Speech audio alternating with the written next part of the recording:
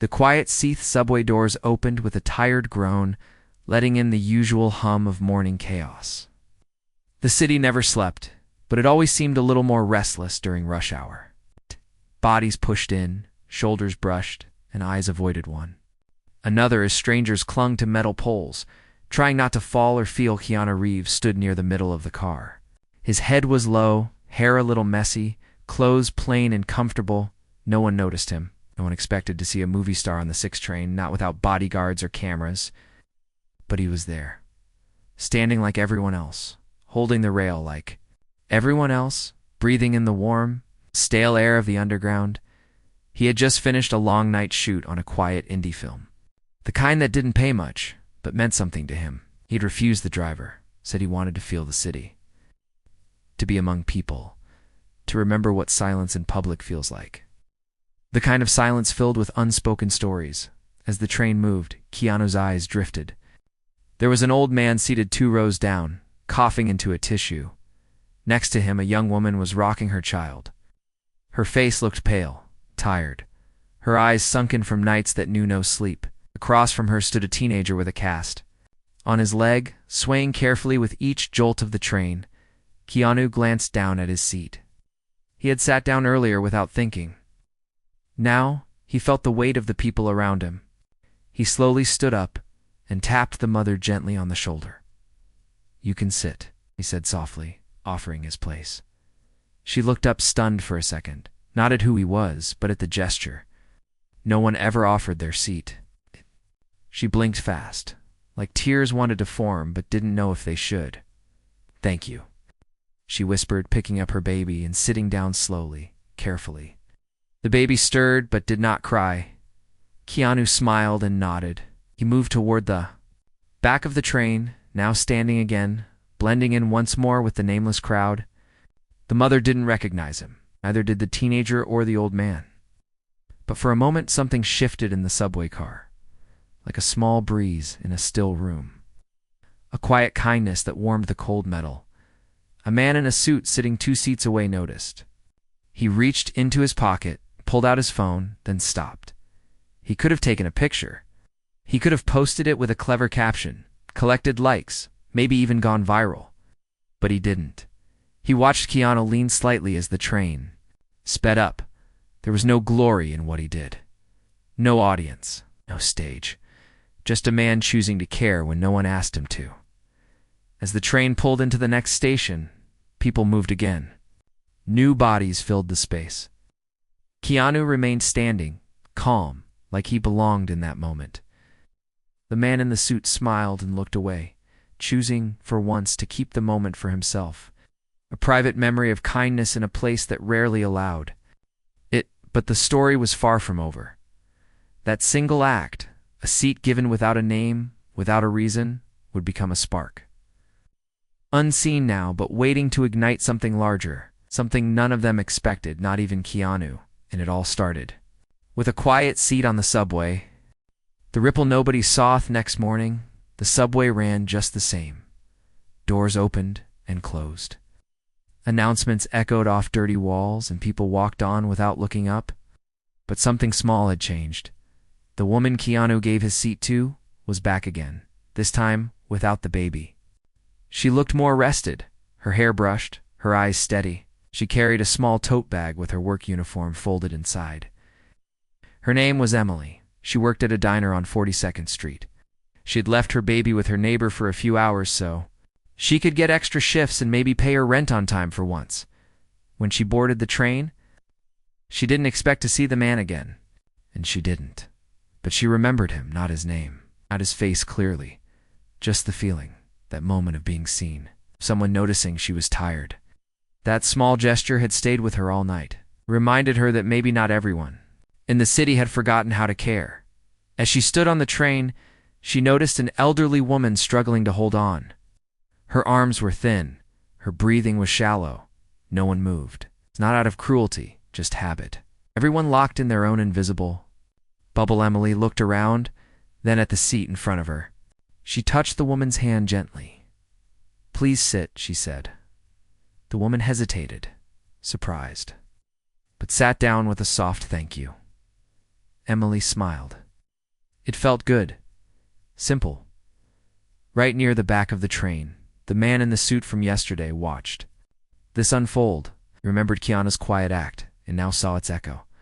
A stranger had seen kindness and passed it forward. It made him pause again. At work that day, he didn't shout at his assistant when the report came late. Instead, he asked her if she was okay. She almost cried right there in front of him. She had been going through a divorce. No one at the office had noticed. He didn't mention the subway. He didn't talk about the man who stood when no one else did. But in his own way, he felt the shift too. Something had stirred in him. Meanwhile, Keanu walked through a quiet street in Brooklyn. He wore the same simple jacket. His phone stayed in his pocket. No entourage, no attention. He bought coffee from a tiny place that didn't even serve lattes. Just black coffee and the news playing low in the background. The old man behind the counter squinted at him. "You look familiar," he said. Keanu smiled, shrugged lightly. "Maybe." The man laughed. "Well, famous or not, you got good taste." "In coffee?" Keanu chuckled. "Thanks." They didn't talk much after that, but the old man poured the coffee with extra care. Keanu liked it that way. No flash, no noise. He wasn't looking to be seen. He was just trying to live gently, to remind himself what it meant to be human. Later that day, the subway story began to move in quiet corners, on a local blog with just a few readers. Someone wrote about it. "I saw something yesterday. A man gave his seat to a mother holding her child. No cameras. No words. Just kindness. I didn't know who he was, but it made me think, maybe we can do better. Maybe we can start small." The blog didn't go viral, but it reached a nurse who worked night shifts, a teacher who felt burned out, a teenager who hated mornings, and a retired bus driver who missed being around people. Each of them read it, and each of them carried a quiet thought in their chest the next day. Maybe I can be kind too. No. One knew Keanu's name, and that was the beauty of it. Because when kindness moves without fame, it travels further, doesn't get stopped by judgment or expectation. Just goes one seat, one gesture, one ripple that nobody saw coming. But it was only the beginning. The city was about to feel the full weight of what it meant when one quiet man chose to care. Whispers in the noisite had been 3 days since Keanu gave up his seat on the subway. The moment had long passed, swallowed by the sound of train brakes, honking cars, and a million voices chasing time. But something invisible had begun to grow. Like roots under concrete, kindness was moving in silence. Emily walked to her shift with a calm she hadn't felt in years. Her boss had noticed her helping an older couple in the diner and gave her a full-time schedule. She didn't expect it. She hadn't asked for it. But her new attitude showed, and people noticed. The man in the suit, whose name was Daniel, had begun taking his morning train a little earlier. Not to get to work faster, but to stand quietly and look around. For the first time in years, he wasn't glued to his phone. He watched faces, studied them, looked for tired eyes and hopeful glances. And now, sometimes he stood so others could sit, not for praise, not for recognition, but because it felt right. Like the balance of the world made more sense when people helped each other. On one of these mornings, Daniel saw something unexpected. A boy, no older than 10, offered his seat to a man carrying tools and wearing a dusty uniform. The boy's mother smiled at him, proud but silent. The man in the uniform said thank you and looked like he wanted to say more, but didn't know how. Daniel approached the boy after a few minutes. "That was very kind," he said softly. The boy looked up, unsure. "It's what my mom does," he said. "She says we do good things, even when nobody's watching." Daniel nodded. "She's right." He walked off the train at the next stop and felt something shift inside, like a door opening slowly after being shut for too long across the city. A different story was unfolding. Keanu sat in a small library near Central Park. It was one of his favorite hidden places, quiet, filled with books no one touched anymore. He often came here to read or think. But today he noticed a young man sitting alone near the window. He looked lost. Not physically, but emotionally. His eyes were red. His fingers tapped nervously on the table. A notebook sat in front of him. Blank. Keanu walked past, then paused. Something tugged at him. He turned back. "Are you okay?" Asked gently. The young man blinked, surprised, unsure how to respond. "I'm trying to write something," said finally. "But I think I'm giving up." Keanu sat in the chair across from him. "What's it about?" The man hesitated.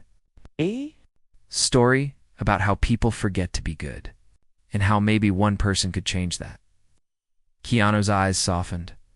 "That's a story worth telling." They talked for almost an hour. The young man didn't know who Keanu was. Not really. He thought he looked familiar. Maybe a teacher. Or someone from a coffee shop. Keanu didn't correct him. He listened, encouraged him. Reminded him that stories matter, especially when they're about hope. Before leaving, Keanu placed a folded note on the table. "Don't stop," it read. The young man opened it after Keanu left. He smiled, then cried. Then began to write. The story Keanu inspired would go on to be shared hundreds of times online. No one knew where it started. It was simply titled, "The Man Who Reminded Me to Care." Meanwhile, back on the train, a new blog post had begun making its way through quiet channels. It was written by a nurse named Sophia. She had seen Daniel stand for a pregnant woman that morning. She had been so moved, she posted about it. "I don't know his name," she wrote.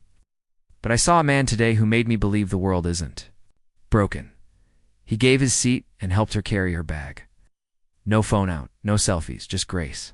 People read it, not thousands, not millions. A musician in Harlem composed a song about unseen kindness. A teacher in Queens gave her students a writing prompt. Describe a time someone made your day better without knowing it. A delivery driver left water bottles out for homeless people after reading the blog post. A high school janitor received a thank you note from a teenager who had never spoken to him. Before small things, tiny sparks, all born from one moment no one filmed. A moment nobody planned. One man, one subway, one choice. And Keanu still walked the streets alone, never realizing how far his kindness had traveled. But that was the point. True goodness never announces itself. It simply moves from one soul to the next, changing the world in whispers. The moment the camera's Kometo weeks had passed since Keanu gave up his seat on the subway, he hadn't told anyone about it. Not his agent, not his friends, not even the people he worked with. To him, it wasn't a story. It was just something a person should do. Something human. But the world had a strange way of uncovering things when they mattered most. On a rainy Thursday afternoon, a young journalist named Maya boarded the same subway train. She wasn't looking for a story. Why, she had just lost one. Her editor had pulled her piece on a celebrity scandal, saying it was too soft, not sharp enough, not viral material. Maya was frustrated, tired of chasing drama, tired of headlines that screamed but said nothing. She sat across from a man with graying hair and kind eyes. It was Daniel, the man in the suit. He had started riding the train every morning and evening, not because he needed to, but because it reminded him of what mattered. He liked watching the quiet acts of decency. Maya noticed how he stood to let a boy sit, then handed a small candy to a crying child in her mother's arms. No words, no attention, just quiet care.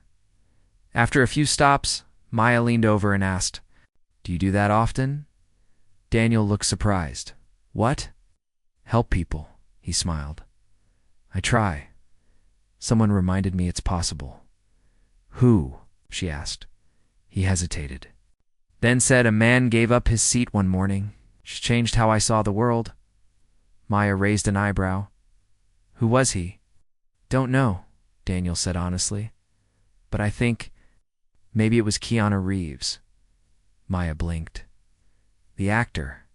"Yeah," Daniel said, "but he didn't act like one. He just acted human." That night, Maya couldn't sleep. The story tugged at her. It wasn't loud or scandalous. It was quiet, real, meaningful. So she started writing, not for her editor, not for the front page, just for herself. She called it "The Day Kindness Stood Up." In the story, she mentioned the man giving up his seat, how no one recognized him, how a small act started a chain of compassion through the subway, through lives, through strangers. She described Daniel, Emily, and the young writer Keanu had spoken with in the library, people whose paths had crossed because of a single gesture. Maya didn't post it on a big site. She uploaded it to a personal blog she hadn't used in months. By morning, it had been shared by a small local teachers group, then by a nurses union, and later by a parenting forum. By evening, it reached a fan page dedicated to Keanu Reeves. Someone commented, "This sounds like him." Another added, "He gave up his seat for my grandmother once." Never asked for anything. Within hours, the post exploded. Tweets were made. Screenshots shared. The blog hit thousands of views, then hundreds of thousands. But here was the twist. There was no picture, no video, just words. And still, people believed that weekend, Keanu walked into his usual coffee shop. The barista looked up, hesitated, then asked, "Was it you?" He looked puzzled. Was what me? The subway? The seat? The story? It's all over the internet? Keanu's eyebrows lifted slightly. "I don't know what you're talking about." She smiled. "You don't have to say either way." "Thank you." Keanu nodded, quietly humbled. He didn't confirm or deny. But something softened in his eyes. Outside, reporters were starting to ask questions. A few tried to follow the thread. Some wanted proof. Others wanted quotes. But the beautiful thing was, there wasn't any proof. No pictures. No one had captured the exact moment. It became a rare kind of story, one built on trust, on belief, on the kind of truth that doesn't need evidence, only feeling. One morning, Emily, the mother on the subway, saw her face described in Maya's blog. She read the comments. Someone had written that mother could have been mine. Another said, "I want to be like her." Emily cried quietly in her kitchen, not from sadness, but from the overwhelming sense that something she didn't even think mattered. Did even Daniel's boss noticed? "Heard you're the reason kindness is trending?" he joked at a meeting. Daniel chuckled, then paused. "If that's true, it's because someone else started it." He meant it. The city buzzed with something new. Strangers were smiling more. Subway musicians played softer tunes. Coffee shops had tip jars that read for the next tired mom. Libraries added kindness corners. It wasn't magic. It was memory. The memory of one man's seat becoming everyone's reminder. Still, Keanu never spoke publicly about it. He didn't need to. His silence was louder than any quote, and his kindness kept moving. It passed from hand to hand, heart to heart, because now the cameras had arrived. But the beauty of the story was that it began without them. The city begins to change. Story was everywhere now, but not in the way most stories went viral. It wasn't shouted from rooftops or turned into flashy headlines. It moved more like a quiet wave, soft and steady, touching one person at a time. In classrooms, teachers used the story as an example of how one action can change many lives. They didn't even need to say his name. They simply asked their students, "What can you do to help someone today?" And hands would rise, small voices. Speaking big truths, I can carry my friend's books. I can ask my dad if he's okay. I can tell someone they matter. Meanwhile, in the subway stations, something unexpected happened. A group of teenagers, inspired by Maya's blog posts, created hand-drawn stickers. Each one had just 2 words written on them. "Stand kindly." They placed them on poles, benches, walls, and even the inside of train cars. They didn't ask for permission. They didn't post about it. They just did it because it felt like the right thing. People noticed a businessman stopped mid-rush to help an elderly woman with her groceries. A college student gave up her seat not just once, but every day. A tired nurse on her way home smiled. For the first time in weeks, because someone handed her a coffee and said, "You matter." Maya, the journalist who had written the blog post, was asked to appear on a local radio show. She almost said no, afraid the story might lose its purity. But something inside told her it was time to speak. "On air," she said softly, "I wrote the story because I was tired of anger, tired of pain and panic and people shouting past each other. I wanted to write about something simple, something kind. And the man who stood that day reminded me that we don't have to be loud to be powerful." The host asked, Do you know for sure it was Keanu Reeves? Maya smiled. I don't. And maybe that's the best part. That answer echoed far and wide, because suddenly the story stopped being about one man. It became about everyone. It became about how we treat each other when no one's looking. But behind the scenes, Keanu watched quietly. He saw the story on a newspaper stand and kept walking. He heard a busker singing a song with lyrics inspired by the man on the train and nodded gently, then dropped a folded 20 into the guitar case. He noticed the kindness sticker on a street lamp and paused to touch it for just a second. He never said it was him, not even once. But the world was different now, and he could feel it at a film shoot weeks later. A young grip on set nervously approached him. I don't want to be weird, the boy said, but thank you. Keanu looked at him. For what? For the story, even if it's not you. It gave me hope. Keanu smiled, placed a gentle hand on the boy's shoulder, and said, sometimes hope is all we need. That night, Emily tucked her baby into bed and stared at the note she had written for herself after that day on the train. It read, You were seen. You were strong. She hadn't shared it with anyone, but now she folded it into an envelope and left it on a park bench, hoping someone else would find it and feel the same. Daniel, the man in the suit, had started writing again. Not business memos, but short stories. Each one about people who gave when they didn't have to. People who stood when it would have been easier to sit. Maya's blog had grown, but she kept it simple. No ads, no interviews, just stories, real ones, true ones, in the city. The city began to look up. People made eye contact again. Some smiled. Some even spoke.